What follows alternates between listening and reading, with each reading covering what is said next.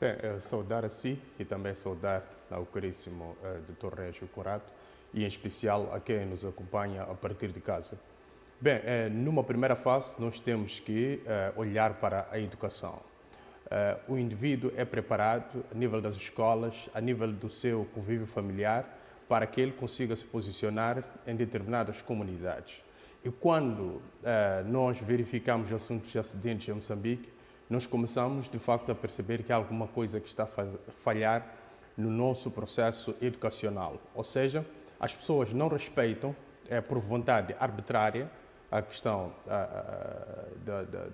da conduta de trânsito e, de facto, culmina, no final do dia, em acidentes, muitas das vezes, trágicos. E são estes que têm ceifado vidas nas nossas estradas. Então, nós temos que olhar, numa primeira fase, no nosso processo de recrutamento, principalmente de condutores, nas questões de educação, no comportamento do indivíduo, ou seja, o estado emocional da pessoa, para que este indivíduo, de facto, esteja apto a assumir uma responsabilidade. Porque não é só questões de lucro, de ganhar o tempo nessa questão de transporte de bens e serviços, mas é preciso olhar a questão da responsabilidade, porque isto foge muito aos nossos condutores, eles não atuam nas suas posições com esta responsabilidade. Então é preciso criar alguns instrumentos que de facto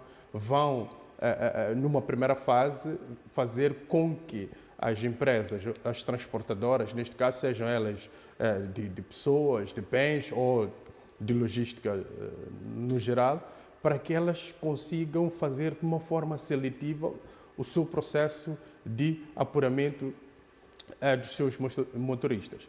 O outro ponto é que nós temos que consciencializar a polícia de trânsito. Ouvimos muito bem o chefe de Estado, quando da sua comunicação com as forças de defesa e segurança, de que essa questão de tickets que os próprios polícias de trânsito têm, de 5.000 por semana, devia, de facto, ser abolida para, de facto, garantir aquilo que o próprio polícia jurou no âmbito da sua fase preparatória, ou seja, quando ele foi preparado para poder assumir este posto de polícia.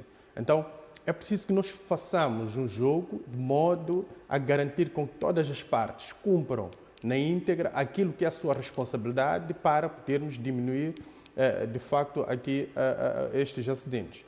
O outro, porém, que temos verificado é que, no final do dia, a discussão é em direção de culpabilizar o próprio governo por tudo o que tem acontecido nas nossas estradas. Mas se formos a verificar, se calhar em 90% é culpa do próprio homem, por causa da sua conduta, do seu comportamento, da forma leviana como trata a questão das leis e a ausência de responsabilidade. Agora, o governo, se calhar, em algum momento, porque há algumas estradas que não têm condições, podemos, de facto, atribuir a culpa. Mas nós vimos o próprio governo de facto, suspender esta entidade por incumprimento daquilo que são as exigências da própria conduta de trânsito. Então, por aí começamos a perceber que há uma vontade por parte do governo. Então, nós, como povo aqui na base, devemos nos preparar para conseguir, de facto, conjugar aquilo que é o posicionamento do próprio governo com aquilo que é o nosso comportamento, de modo a diminuir